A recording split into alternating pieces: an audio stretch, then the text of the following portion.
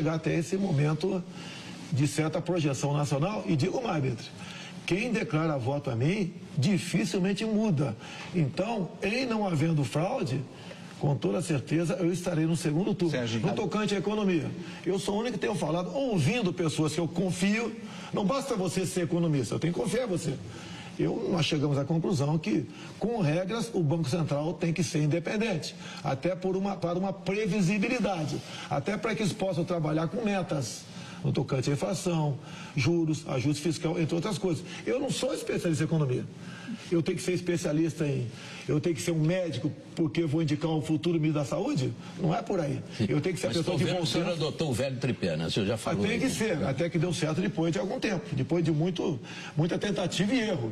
E o Brasil perdeu muito até chegar a esse ponto que tem que ser preservado na questão da economia. O senhor acabou de dizer que quem declara voto no senhor não muda. Só que muita gente, eu já vi muitas análises, que nesse momento o voto no senhor seria um voto de protesto. O senhor acha que já dá para diferenciar, então?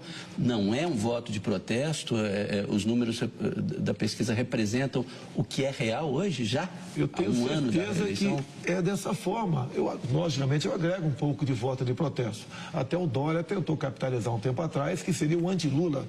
Eu sou anti-Lula desde quando eu entrei na política, tá?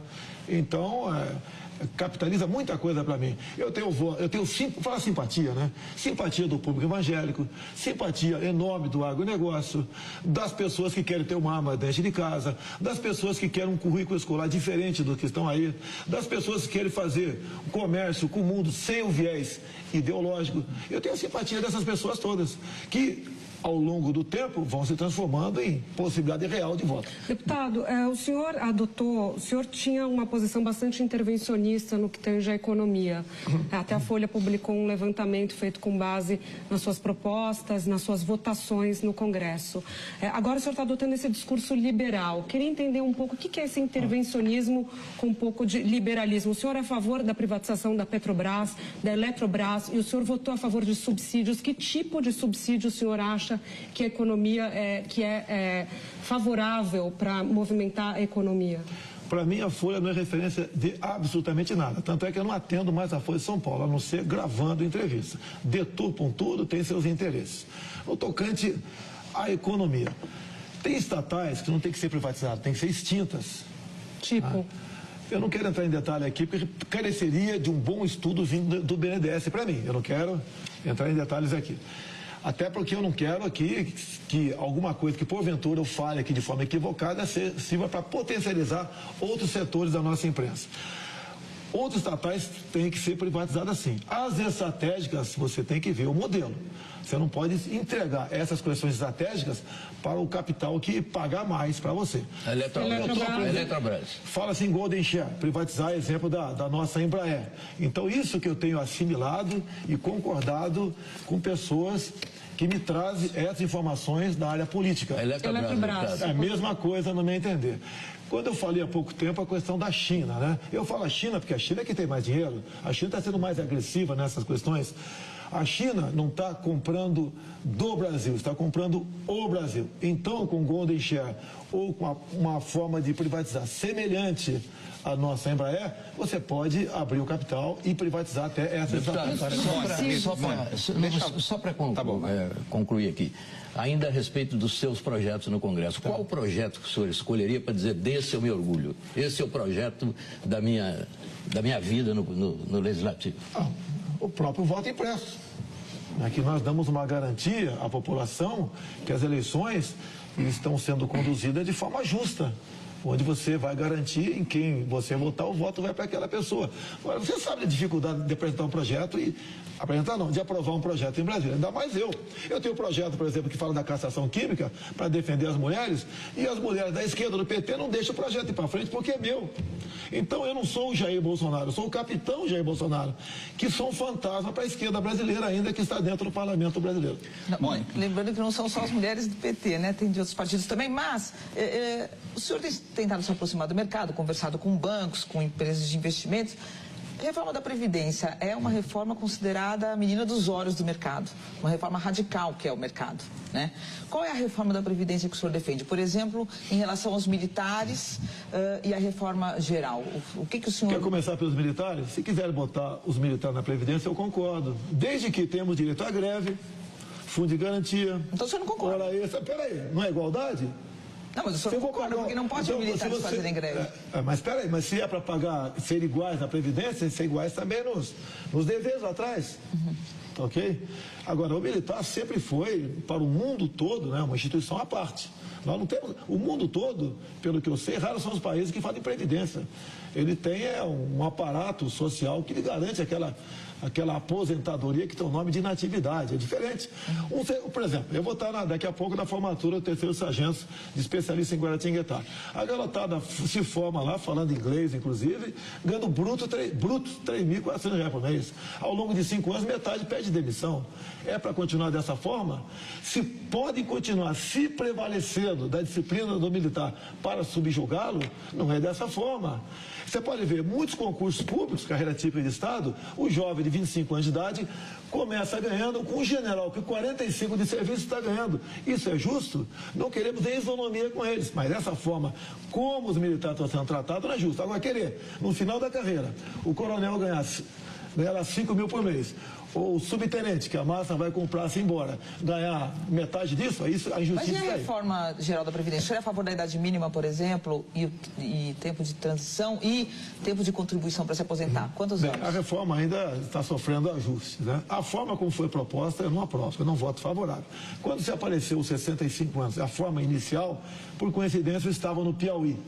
E ali eu puxei um atlas, estava comigo, e vi a expectativa de vida do povo daquele estado, 69 anos. Eu acho que buscar aposentadoria com 65, não. As propostas que nós estamos estudando é uma outra, que você começa a ganhar uma parte do salário mínimo com 55 anos de idade. Com 60 outra parte, com 65 o final, que seria o mínimo, o salário mínimo. Essa proposta está sendo estudada. Logicamente, quando se fala nisso, né, tem uma transição. E eu sempre... estou pressionando quem está comigo nessa área. Como fica a transição? Como o povo vai entender isso daí? Que eu tenho que apresentar alguma coisa. Tá? Então, essas coisas estão sendo estudadas, no meu entender, é algo diferente. O que eu tenho diferente para apresentar, Mitre, é a questão de... Eu duvido que eu sentado na cadeira presidencial vai aparecer o senhor Renan Calheiros lá e falar: eu quero o Banco do Nordeste para mim. Eu duvido que isso venha acontecer. A forma de fazer política, como foi feita até o momento. E toda a imprensa pergunta para mim: como você vai governar se eu tomar lá da cá? Eu devolveria a pergunta a vocês. Existe outra forma de governar ou é só essa? Se é só essa, eu estou fora. Mas, de qualquer forma, a interação com o Congresso é imprescindível para um presidente da República. O senhor não teme, com esse pensamento, com esse tipo de pensamento, virar um novo Collor, uma nova Dilma? O Collor entrou com questão de corrupção. A Dilma foi de pedaladas, entre outros assuntos também. O meu caso... eu estou imune à corrupção. Inclusive, fui citado no Mensalão, fui citado no Petrolão, por Alberto Youssef, devolvi dinheiro da JBS Friboi. Eu sou uma pessoa diferente dos que estão lá. Agora, não dá para o Parlamento e o Executivo ser um corpo só. Como está discutindo agora. O PSDB vai desembarcar, o PP já está de olho no Ministério das Cidades. E vão ratear tudo que está lá. Ou seja, quem escala o time não é o técnico, né? Quem escala os ministérios não é o presidente, é o Parlamento.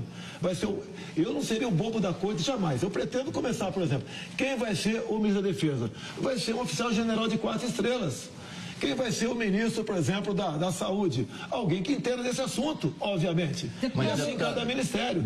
Se é para aceitar indicações políticas, a raiz da ineficiência do Estado e da corrupção, aí fica difícil você apresentar uma proposta que possa realmente proporcionar dias melhores para a nossa população. Mas tem um problema, o senhor precisa da maioria no Congresso, se eu for presidente, para aprovar suas matérias. E aí, isso significa, organizar a maioria significa dividir o poder. E isso pode ser feito dentro de uma legitimidade democrática clássica, muito conhecida. Como é que o senhor atuaria? Como é que o senhor faria isso? A questão do Gedel Vieira Lima em seu apartamento, isso não é uma exceção. Não. Isso é uma regra. Geralmente, os grupos políticos que têm esses cargos para se beneficiar. Eu já tive 2 reuniões, chegou agora o grupo 18 parlamentares comigo. Tá? O que nós estamos decidindo? Como governar sem o tomar lá da cá. Esse grupo nosso, eu acho que até até abril, maio do ano que vem, vai ter uns 100 aproximadamente. Seria por aí. O que nós temos que entender, a mensagem que eu quero dar para todos o Brasil, inclusive o parlamento, é o seguinte: se o Brasil estiver bem, nós estaremos bem. E não o contrário. Não, o meu grupo político tudo bem, o Brasil vai estar bem. Nós estamos partindo para o caos. Não dá para continuar administrando o Brasil dessa forma. O parlamento indicando ali, impondo seus nomes. E outras coisas, outras medidas tem que se tomar. Botando aí 30 anos atrás, tínhamos ali 12, 15 ministros, não dá para continuar com essa quantidade de ministérios que temos pela frente. A economia é pequena em cima disso, mas você tem que saber quem são seus ministros, o povo também. Eu até perguntarei para vocês aqui, em 30 segundos, será que você tem como citar o nome de 8 ministros? Fica difícil, pode até citar, mas fica difícil. Imagine para o povo comum isso aí. Falando um pouco sobre equipe, o senhor é acusado de ser machista, de ser racista, de ser sexista. Eu gostaria de perguntar para o senhor, que mulheres o senhor acha que poderiam contribuir, por exemplo, para um eventual gabinete seu? Eu gostaria que o senhor citasse nomes. E também pessoas no movimento negro, por exemplo, ou no movimento LGBT. Quem que o senhor acha que poderia formular políticas públicas interessantes para esses setores e o senhor convidaria? Eu não vou falar, olha só, primeiro me acusa de tudo isso aqui, só não me acusa de corrupto, né? Olha, eu não posso fazer, olha, vou escolher ministério. Se apresente as lésbicas, os gays, os negros, os altos, os magros, os barrigudos, os careca, os mulheres. É competência. É competência. Não é agradar A, B ou C, setores. Eu não acredito em minorias no Brasil. A minoria tem que ser respeitadas. Mas a minoria não pode se impor dessa forma também. Olha, nós temos que ter um Brasil que nos una. O contrário que você falou aí. Há uma divisão no Brasil: branco, negro, hétero e homo, nortista e sulista, rico e pobre, pai e filho. Temos que unir um povo só. Mas mulher não é minoria, né? Mulher é uma maioria.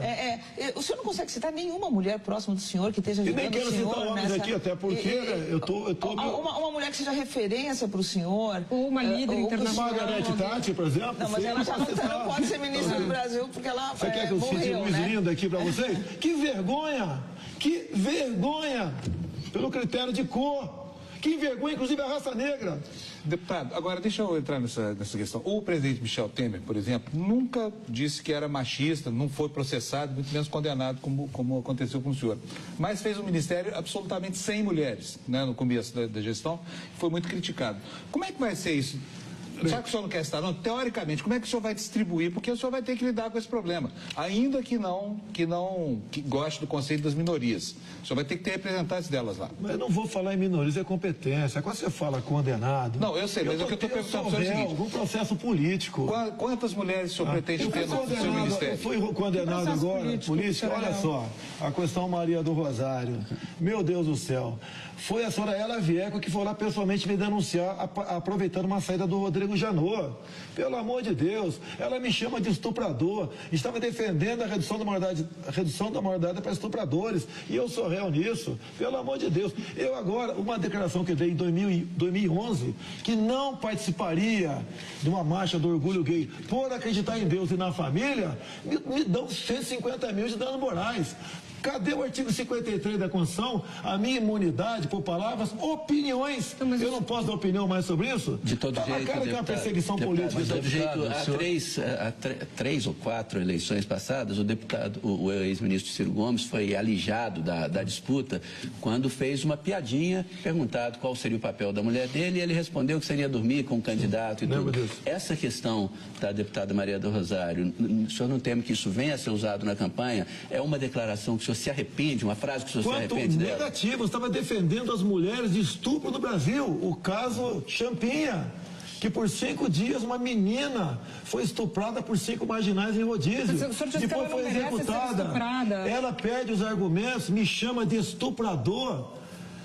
Isso chama-se ato reverso. Para mim, até caso me arrependesse, seria arrependimento eficaz. Para mim não valeria isso. Eu sou uma pessoa diferente. E agora jogo pesado. Você pode ver, votamos há 1 ano e pouco uma PEC para reduzir a maioridade penal para os criminosos que praticam estupro. A Maria do Rosário votou contra. Ela defende que estuprador, 16, 17 anos, seja punido à luz do ECA. Quem sabe que não pune ninguém. Deputado, o senhor disse que precisamos unir o Brasil e atualmente está tudo separado. Mas algumas atitudes do senhor não unem. Eu acho que até separa. Exemplo, a questão do gay. O senhor disse, jamais um filho meu seria gay porque eu sou um pai presente. Quando o senhor fala uma frase dessa, que consideração o senhor está tendo pelos gays do Brasil? Quer dizer, é crime ser gay? É problema de educação? O que é isso? Quando é que eu apareci para o mundo gay? Novembro de 2010, andando pelo corredor das comissões e vi lá o movimento lá dentro, atípico, anormal, dada a vestimenta do pessoal. O que era aquilo? Estavam lançando o tal do kit gay.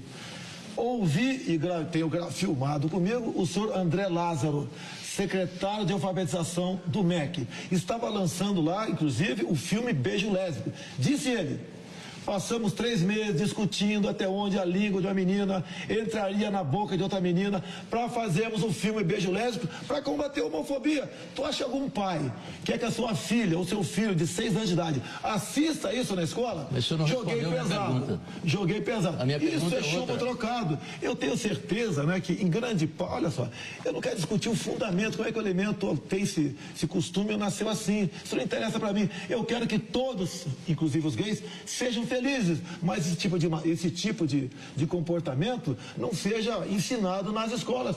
Que iria, inclusive, para o filho dos pobres, que aquilo começaria com escolas públicas. Eu sim estou defendendo os pobres e seus filhos, porque olha só, o patrimônio do pobre, coitado, são seus filhos. Ele quer ter o filho jogando futebol, não quer brincando de boneca por influência da escola. Agora, sou rotulado de homofóbico por causa disso, e teve chumbo trocado. Hoje não falaria. É isso que eu ia Hoje perguntar. Não falaria sem problema nenhum. Hoje, o senhor revê essa frase. É quando eu falei no passado, isso que dá torturar e não matar. Já falei isso no passado. Por quê? Numa comissão, estava lá aqueles pseudo-anistiados, aquele pessoal que treinava em Cuba, na Coreia, e com o dinheiro da União Soviética, queria impor a ditadura do proletariado no nosso Brasil. E eu sozinho, dado o medo do debate, falei isso. Mas o senhor falou claramente, eu sou a favor da tortura. Isso, o senhor falou em 1999 aí, sobre Chico Lopes.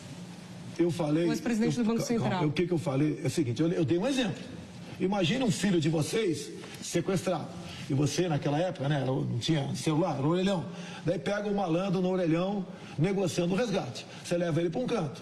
Você tem que usar de energia com ele para dizer onde é o cativeiro. E não apenas, né, levar para o lado que aí tem direito a advogado, ficar quieto. E a criança morre no cativeiro. Então o senhor é a favor da tortura? E se necessário for, avance a questão da energia. E a tortura, qual limite a tortura para um tratamento enérgico? Não tem. Não, tortura você botar no pau de arara e torturar o cara. Você tem que ter medidas enérgicas, que alguns consideram como tortura, para desvendar e fazer com que aquele garoto que está em cativeiro seja posto em liberdade. Vamos explicar o que são medidas enérgicas. Que tipo de medidas enérgicas na prática? O que significa? Olha, você pega a legislação americana, tá ok? É por aí. Não, vamos para brasileiro. O que fazia...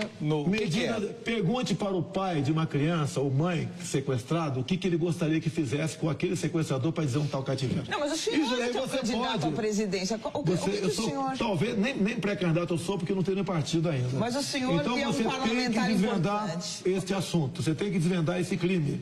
Agora, a maior tortura que aquele moleque está sofrendo em cativeiro, mas pense na tortura do moleque e dos pais. Claro. E depois pense nos direitos humanos do sequestrador. Mas o pai não está preparado para discutir políticas públicas. O homem público... O pai quer o filho de volta. Sim, mas o senhor como homem público, o senhor então é a favor da tortura? Olha, em alguns casos? Usou-se muito o termo tortura no Brasil. O senhor usou? Eu sou a favor da tortura. Já usei, não vou negar isso daí. Dilma foi torturada, é brincadeira. Aquela foto dela no STM, né, onde tem um major com a mão na cara é para não ser identificado, para que grupos aqui fora terroristas fossem para cima dele ou da família dele. Coisa errada aconteceu, ninguém discute isso aqui. Mas, como um todo, nós, militares, evitamos que o Brasil se transformasse num país ditatorial. A gente está falando hoje, então o senhor acha que a tortura é justificável? Eu acho que a medida enérgica tem que ser tomada sim. Deputado. O senhor não quer mais usar a palavra tortura, né? Não está fora do meu currículo. Deputado, o ódio está presente na internet e ele pode ser aguçado. O senhor é um estímulo forte a esse debate enérgico, vamos usar essa expressão. Como é que o senhor vê isso? O senhor teme que o ambiente no Brasil se torne conturbado através dessa luta de ódio? Porque o ódio está aí já. Como é que o senhor vê isso? Como é que o senhor vê isso? A Venezuela, se não me engano, acabou de criminalizar. A questão chama-se crime de ódio lá. Ou seja, o governo central faz o que bem entender. Não tem dúvida. Mas aqui no Brasil, nós estamos partindo para isso. Eu não prego ódio, eu sou paz e amor. Não estou dizendo o que o senhor prega ou não prega. Como é que o senhor vê, o senhor é um estímulo, não tem nenhuma dúvida. Como é que o senhor vê isso crescendo na internet? Ninguém mais do que eu sofre isso na internet. Eu sou vítima da internet. E eu defendo a imprensa livre. Eu fui contra a forma, o marco civil da internet daquela forma, porque permite o marco civil ser regulamentado por decreto. E não foi porque houve um impeachment, e se esqueceu isso aí, que o PT iria partir para isso aí. Agora a internet é um campo livre. Você não pode falar isso pode, isso não pode. Lógico, pedofilia, essas questões todas se discute. Agora, no tocante a ataques até pessoais, não dou bola para isso. Recentemente, deputado, o senhor fez uma referência a imigrantes sírios, inclusive. Não é porque eu sou descendente de sírio, não. Mas aquilo me pareceu um pouco excessivo. O que o senhor quer dizer com pessoas, a escória que chega nos países? Eu falei que a escória do mundo não poderia vir para cá. Não é os sírios, tá? Então, Nós temos escória no Brasil. Vamos explicar isso. Nós temos escória no Brasil.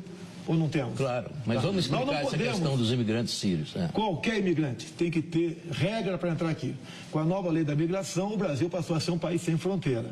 Eu fui lá no Roraima e vi a questão da migração dos venezuelanos.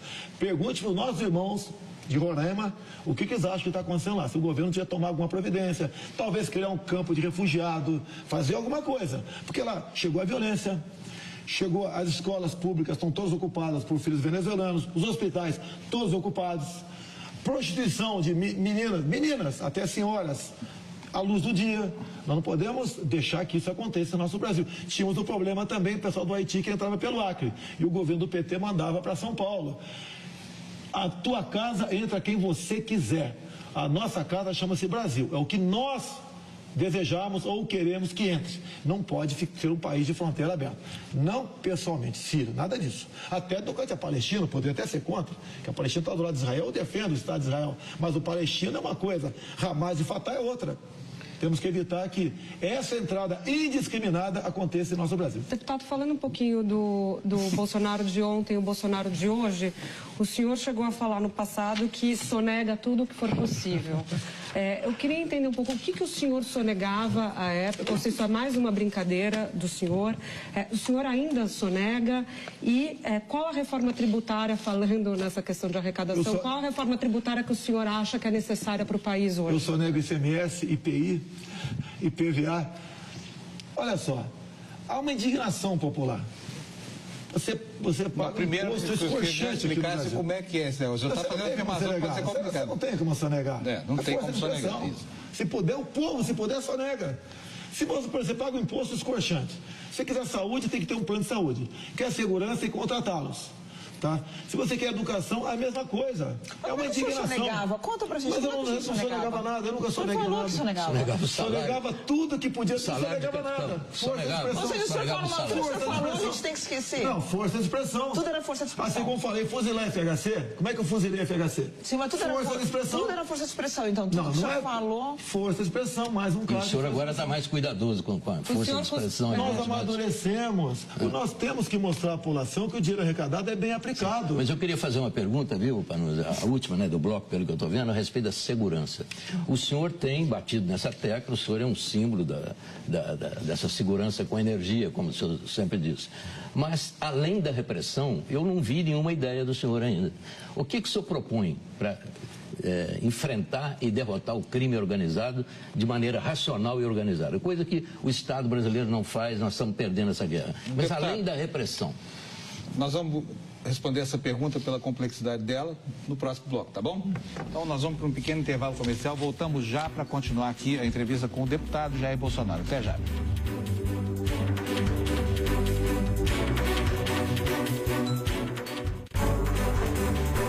Canal Livre.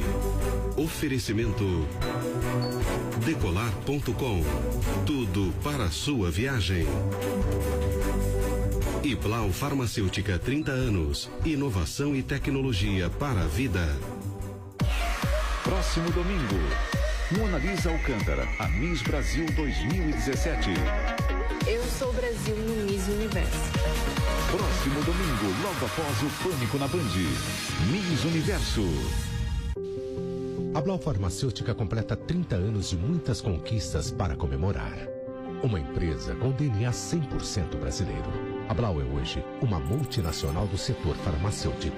Com investimentos constantes em inovação e tecnologia, somos referência em medicamentos de alta complexidade e essenciais. Mas o principal motivo para existirmos continua um só: cuidar da sua saúde.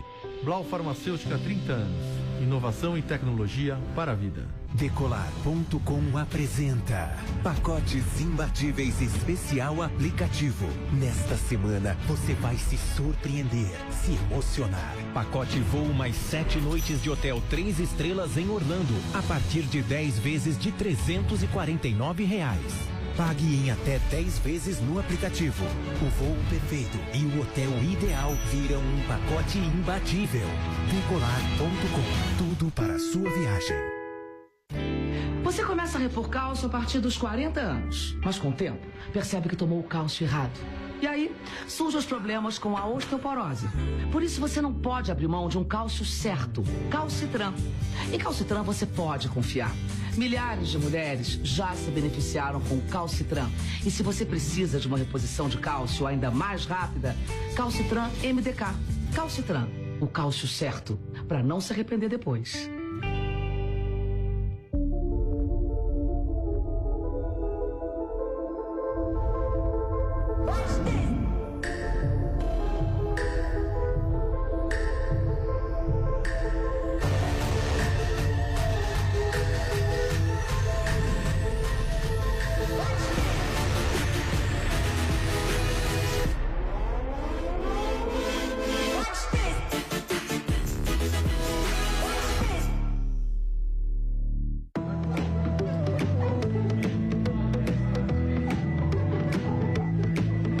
Só é cuidado quando é da cabeça aos pés. Tênis Pé Baruel, o único que combate 99% de fungos e bactérias. Tênis Pé, seu pé pede.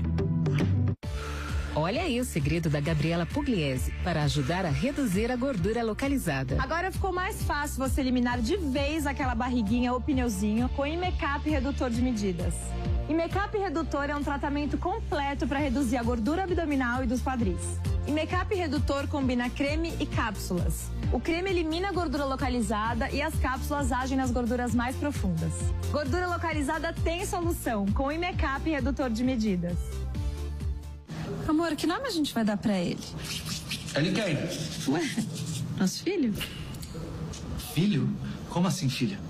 Como assim, filho? Como é que você me fala isso assim do nada? Como do nada, Felipe? Eu tô grávida há 9 meses. Ixi, você me pegou no contrapé, amor. E essa barriga aqui, você achou que era o quê? Sei lá, eu não falei nada pra não te ofender. A vida é cheia de previstos. E é para esses e todos os outros momentos que existe a Bradesco Seguros. Sempre do seu lado, sempre que você precisar. Bradesco Seguros, com você, sempre. Você não é um profissional da cozinha, mas sonha em ser um Masterchef? Então aproveite essa chance, as inscrições já estão abertas. Seja o próximo Masterchef Brasil.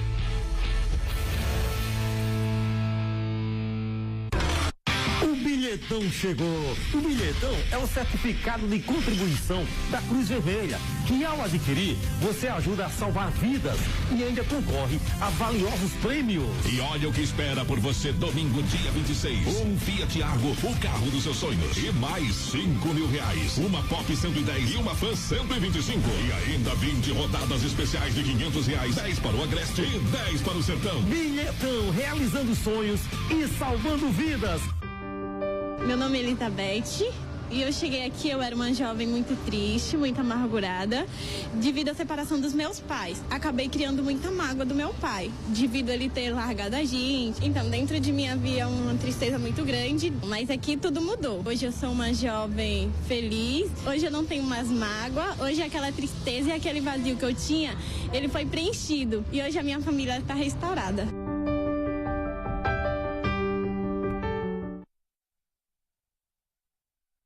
Fica mais leve quando temos carinho em torno da gente. No Hospital de Câncer de Barretos é assim. Tratamento 100% gratuito que junta excelência e amor. E é tanto amor que ele até mudou de nome. Agora se chama Hospital de Amor. Para o hospital continuar ajudando as pessoas, precisa da sua ajuda. Ligue e faça sua doação de 10, 20 ou 50 reais. Hospital de Amor, porque vencer o câncer é mais fácil quando se está cercado de amor. Sou rosa. Foi comoção dos dois lados. Isso é só um jogo. Uma forte guerreira se foi. Amanhã. Vai ter prova do alojamento aqui no Circuito Laranja. E o Palio está pau a pau. Será que os heróis vão perder o conforto da cabana? De segunda a sexta, logo após o Jornal da Band. E na quinta também às 10h30 da noite. Hexagon Brasil. O Canal Livre está de volta. Estamos hoje aqui entrevistando mais um possível candidato à presidência da República, o deputado Jair Bolsonaro. E no bloco anterior, o Mitri fez uma pergunta sobre segurança que eu interrompi. Mitri, repare, por favor. Eu vou sintetizar. Além da repressão, porque eu só vejo o senhor falar da repressão, mas que outro projeto o senhor tem para o combate ao crime no Brasil?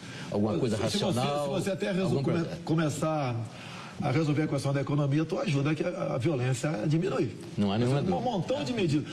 Tudo que der errado, estoura na violência. Cai no colo do agente de segurança pública lá embaixo. Mas o seu projeto? Tá? Vamos lá. Primeiramente, desfazer o que foi feito até agora. Tá? Questão de armamento. Todo e qualquer cidadão de bem, se quiser ter uma arma, no que depender de mim, a terá. E para o homem do campo, fuzil, cartucho 762. Invasor tem que ser recebido assim. Afinal de contas, a propriedade privada é sagrada ou não é? Se não é, se é do Estado, estamos no comunismo, não temos que discutir mais isso daí. Uma outra questão muito importante. O policial militar, eu falo muito pelo Rio de Janeiro, são meus amigos lá. Ele diz para mim, se eu atiro, eu vou para a cadeia. Se eu não atiro, eu vou para o cemitério. Tá essa desgraça conhecida como audiência de custódia. Até é comum, né?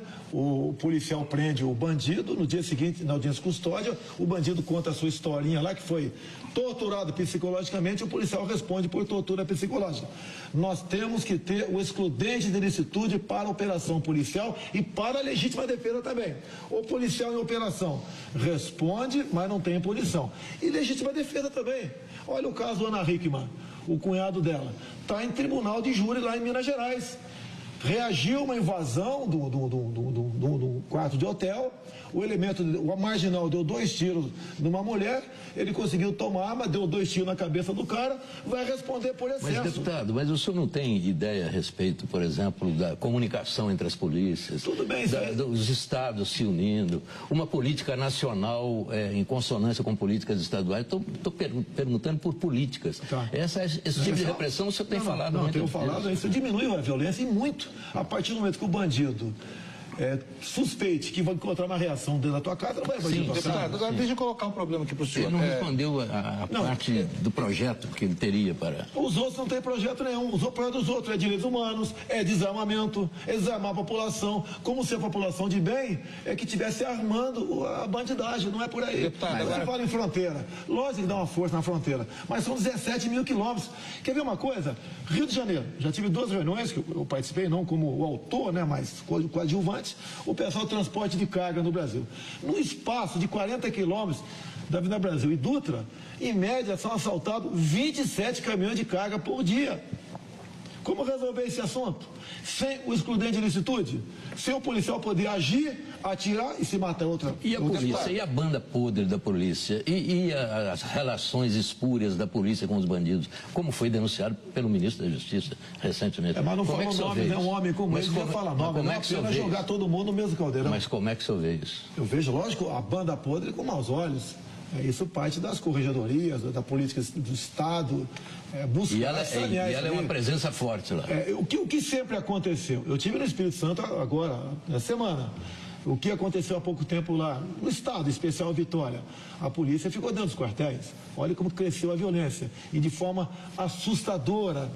Agora, o que acontece? Há anos, o governo do Estado simplesmente ignorava a sua tropa. Ou seja... Muitos governadores se prevalecem da disciplina do militar para subjugá-lo. Os governadores têm sua participação nisso também. No Rio de Janeiro, problema até de pagamento. Um soldado ganha 2.500 por mês. É injusto. Não quero que pague 10, mas tem que pagar 2.500. É injusto isso aí. Isso colabora com a violência. Deputado, agora um problema aqui para o senhor. O senhor prega que precisa haver mais repressão, né? Portanto, mais enfrentamento direto do crime. Só que o Brasil hoje tem 60 mil mortos por ano, metade mortos pela polícia. A polícia de São Paulo nunca matou tanto e os índices de criminalidade vão subindo exponencialmente. Então eu queria saber do senhor se não há um paradoxo aí. Por exemplo, não seria melhor, ao invés do enfrentamento e do uso da violência, de atenuantes para exorbitância na ação policial, usar a inteligência ao invés da força? Olha, você fala em a polícia matou tanto, né? Você quer que a polícia não atire? Não, mas alguém são bota 30 mil alguém mortos, bota o fuzil no isso é muito em qualquer país Alguém do mundo. bota o fuzil no peito do soldado, uma pistola no seu couro, é para usar. Mas o senhor não acha que isso é sinal de que a violência não produz resultado no combate à violência, deputado? Do tocante aos 60 mil mortos, tem que ter uma linha de corte. Quantos bandidos e quantos inocentes morreram? Se morreram 40 mil bandidos, tem que passar por 80 mil. Não tem outro caminho. Não dá para combater a violência com política de paz e amor. Isso é impossível. Nós, Paluso, você não é diferente de mim, nós só temos uma vida. Eu estou vendo que você tem uma aliança no dedo. Talvez você tenha filhos, eu tenho. Qual é a nossa grande preocupação? Não é nem conosco, não é? É com nossos filhos. Como combater isso daí? Não é essa política de direitos humanos, de abraçar a Lagoa Rodrigo de Freitas, soltar pombinho em Copacabana, de audiência de custódia, de política de desencarceramento, de achar que todo preso é uma vítima da sociedade. Ele é responsável, não é que ele tem que pagar seu crime. O objetivo da cadeia é tirar o marginal da sociedade, que não continue estuprando, sequestrando, roubando, praticando latrocínio. E é que eu sempre digo, se dentro da cadeia é tão ruim, é só não fazer M, que tu não vai para lá. E ponto final. O ser humano só respeita o que ele teme. Se temos uma legislação frouxa, temos um judiciário que é complacente com a bandidagem, cada vez você comete mais crime. Olha esse marginal que sequestrou, bem conduzido pelo senador Magno Malta, essa questão lá, apesar de não ser fazer parte da polícia, mas colaborou com a polícia e chegou-se no cara que sequestrou, estuprou e matou a menina de 5, 6 anos de idade. Ele tinha 22 passagens pela polícia. Eu tenho proposta semelhante a algumas leis americanas, né? Cada estado faz a sua lei. Gostaria eu que cada estado fizesse o Código Penal aqui também. Gostaria muito. Lá, por exemplo, tem estado, lei dos 3 crimes. Você furtou uma coisa hoje, roubou um caminhão amanhã e deu um tiro e não acertou em alguém lá na frente. 25 anos de cadeia sem progressão. Eu tenho um projeto para passar para 10 anos. Acaba até com aquela historinha de um elemento ser preso, né? E ficar na dúvida e cumprir uma pena só por ser pobre. Nós temos que aprofundar isso daí. Nós temos que mostrar para o marginal o seguinte: olha, se você fizer besteira, você vai pagar uma pena alta. Você vai ver seu time de futebol ser campeão, né? Você não vai tomar cervejinha fim de semana com a tua família, não vai ver teus filhos, vai complicar o teu lado. Nós temos que transformar realmente o ato em si, que ele venha a ter pavor desse ato, porque ele vai pagar uma pena e um crime muito... O CNJ, deputado, ele tem estatísticas que apontam que da população carcerária, a imensa maioria está ligada a tráfico de drogas e a questão de tráfico de armas também. Se não entrasse tanta droga, se não entrasse tanta arma no país, é a questão que o Mito estava falando, uma política de fechar a fronteira mesmo, não seria muito mais eficiente? Olha, a fronteira Estados Unidos-México, em torno de 3.400 quilômetros. A nossa são 17 mil quilômetros. Sem comentar. Não temos como controlar essa fronteira toda que está aí. Não existe essa possibilidade física, material e com recursos para você fazer isso aí. Mais ainda, tem uma portaria de 2010 do Ministério da Justiça que se aplica ou não se aplica para as polícias estaduais, se aplica para órgãos federais. Proibido tiro de advertência, proibido se atirar assim, uma viatura, furar uma barreira policial, proibido atirar neles, proibido você enquadrar um marginal, apontar uma para ele. Ou seja, fica difícil você fazer segurança com tanta gente defendendo tantos marginais em nosso Brasil. Agora, deputado, é o seguinte, é claro que esse discurso de que o marginal tem que ser preso, isso é uma coisa que agrada muita gente e parece óbvia, né? Mas, se a gente pegar concretamente, do ponto de vista da eficácia de políticas públicas, o encarceramento aumentou muito no Brasil, se não me engano, quadruplicou, e a violência não diminuiu. O senhor acha que é eficaz essa política?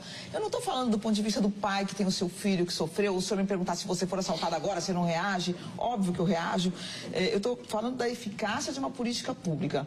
Por exemplo, o ministro Gilmar Mendes, quando era presidente do CNJ, ele viajou o Brasil inteiro e soltou pessoas que, através de motivos mutirões carcerários, soltou pessoas que já tinham cumprido sua pena há muitos anos e continuavam encarceradas por falta de advogado e continuavam lá, obviamente se ligando a organizações criminosas.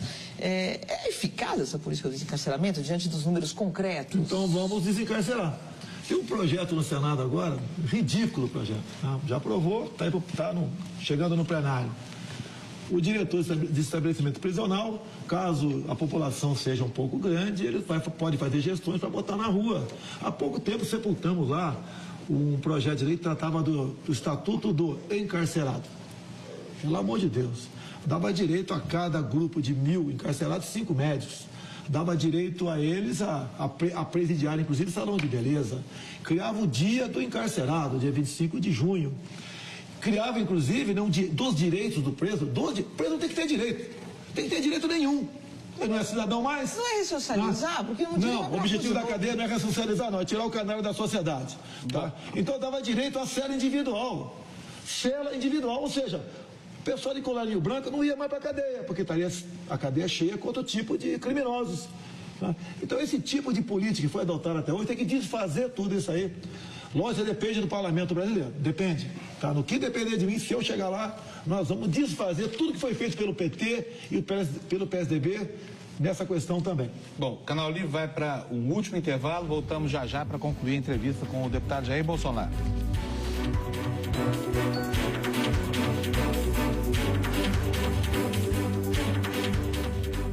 Os grandes frente a frente mais uma vez.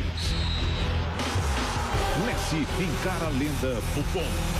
Paulinho versus Douglas Costa, na reedição das quartas de final da última temporada. Fase de grupos. No endereço da emoção. Juventus e Barcelona, ao vivo, nesta quarta, às 5h15 da tarde. A transmissão da UEFA Champions League será um oferecimento de Heineken. Beba com moderação. E Pepsi, patrocinadores da UEFA Champions League. Olha o que você não pode fazer quando sofre com varizes. Ficar em pé muito tempo? Não. E mostrar as pernas, hein? Dá até vergonha, não dá? Agora veja o que você pode fazer quando toma varicel. Eu posso andar o dia inteiro e não sinto mais dor nas pernas. Com apenas um comprimido ao dia de varicel, você alivia as dores, a sensação de peso e o cansaço nas pernas provocados pelas varizes. E com varicel creme você ainda hidrata profundamente as suas pernas. Com varicel você pode.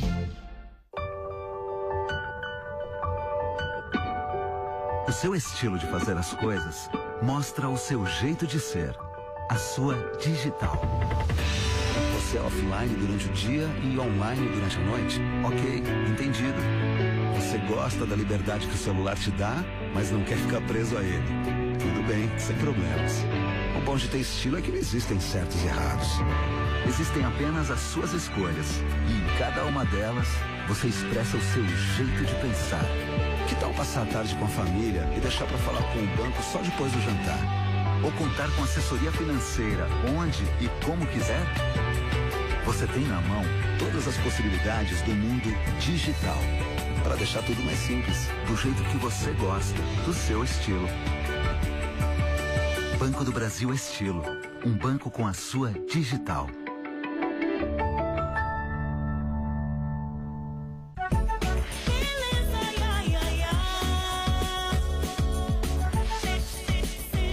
Programa Sempre Bem, de segunda a sexta. Mais saúde e beleza na sua TV. Realização Farmácias Pague Menos.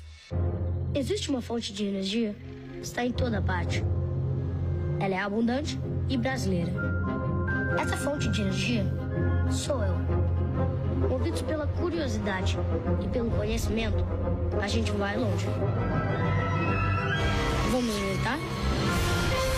Uma jornada pelo conhecimento. Petrobras.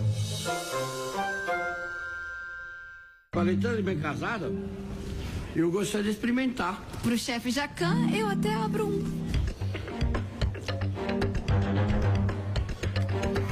Então, chefe, gostou? Paletano, maravilhoso. Mas você sabe como que é, hein? Precisa manter minha fama de durão, hein?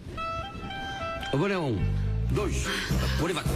Cacau Show, o pedaço mais gostoso do seu dia. Se seus cabelos estão caindo, estão fracos, quebradiços e sem vida, comece agora a tomar Imecap Hair. Imecap Hair são cápsulas que você toma diariamente e em pouco tempo você já nota a diferença nos seus cabelos. Porque Imecap Hair é diferente. Imecap Hair age de dentro para fora na raiz do problema, ou seja, no bulbo capilar, combatendo a queda, fortalecendo os fios e estimulando o crescimento dos cabelos. Imecap Hair, a vida do cabelo do homem e da mulher. Se você ainda está ligado na TV Manaíra pelo canal 10, pode acompanhar a nossa programação com muito mais qualidade de som e imagem pelo canal 10.1. Se a sua televisão é antiga, vai precisar de um conversor. Se é das mais novas, basta uma antena UHF. Aí é só ir no menu, fazer a busca automática e selecionar em 10.1. TV Manaíra Digital é de graça, é melhor. Informação 24 horas por dia na Band News FM. A rádio que entende como é o seu dia. Agitado, cheio de tarefas, eventos e compromissos. Sem tempo a perder. Por isso, a Band News FM não para. E o trânsito segue intenso. São jornais de 20 minutos, um na sequência do outro. O esporte, o tempo também. A política. A Paraíba inteira está aqui. É só sintonizar. Band News FM. Em 20 minutos, tudo pode mudar. O pichoxó é uma ave passeriforme em extinção, também conhecido como xanxão, chechel, catatau, xaxá e estalador. Está cada vez mais raro encontrá-lo na natureza por causa da captura, devido ao seu belo canto. Mede cerca de 12,5 centímetros. Se alimenta das sementes do taquaruçu. É incomum encontrá-lo em matas densas, mas quando vive na natureza, escolhe os taquarais. Seu canto é inconfundível. Existem poucas espécies entre o sul da Bahia e o Rio Grande do Sul. Nesta quarta, aquele garoto estava roubando viado. Roubando? Não seria crime maior matar uma família de fome? Kevin Costner de arco e flecha para lutar pelos mais fracos. E Morgan Freeman de joelhos para fazer justiça. Juntem-se a nós agora! Juntem-se a Robin Hood! Robin Hood, o príncipe dos ladrões. Nesta quarta, 10h30 da noite, no Cine Band. Vale a pena? É claro que vale. Canal Livre. Oferecimento Decolar.com. Tudo para a sua viagem. E Blau Farmacêutica, 30 anos. Inovação e tecnologia para a vida.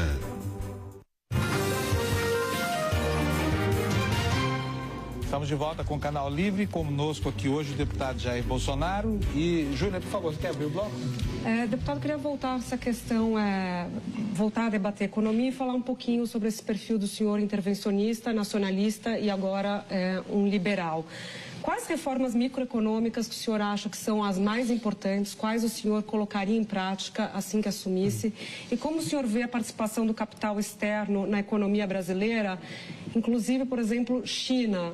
O senhor já mostrou alguma resistência à China. E compra de terras, por exemplo. O senhor acha que os estrangeiros podem adquirir terras? Qual o limite? Bem, vamos começar pelo último, né? Compra de terras.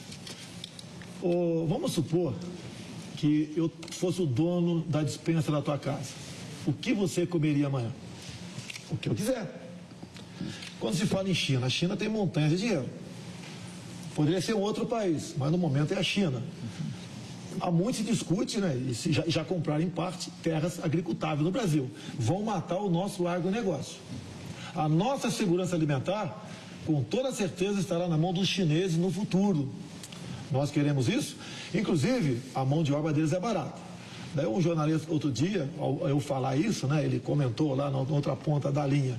Nós temos a legislação brasileira aqui que vai impedir isso daí. Falei, não impede os cubanos. Os cubanos aqui, inclusive, 75% do salário deles vai embora. Ok? Aqui, eles vão trabalhar diuturnamente, como trabalham na China, E eles vão ter uma produtividade muito melhor do que nossa. Nós vamos matar o nosso agronegócio. E o sinalização, que infelizmente, eu estou certo, infelizmente, é o ICMBio e IBAMA, aparelhado com gente de esquerda, à vontade lá, né, petista ainda, estão multando adoidado aqui os fazendeiros, em especial do Rio Grande do Sul. Vai, no meu entender, daqui a pouco, né, fazer com que essas pessoas produzam menos, não produzam ou vendam suas terras. Temos mais de 100 fazendas invadidas em Mato Grosso do Sul. Quem invade agora é o índio na frente, o MST atrás. Tenho fotos para mostrar para vocês, estações de torre de transmissão de energia elétrica no sul do Pará, com 200 pneus embaixo deles. O MST pronto para tocar fogo, derreter a torre, interromper a energia. Mas, deputado, voltando à questão da Júlia, que é o seguinte, as medidas microeconômicas. Eu vou fazer uma pergunta que sintetiza. Desburocratizar. Você leva 90 dias para abrir empresa no Brasil, isso não pode acontecer. Não, mas eu vou fazer uma pergunta que sintetiza isso. Como combater o déficit fiscal estrutural?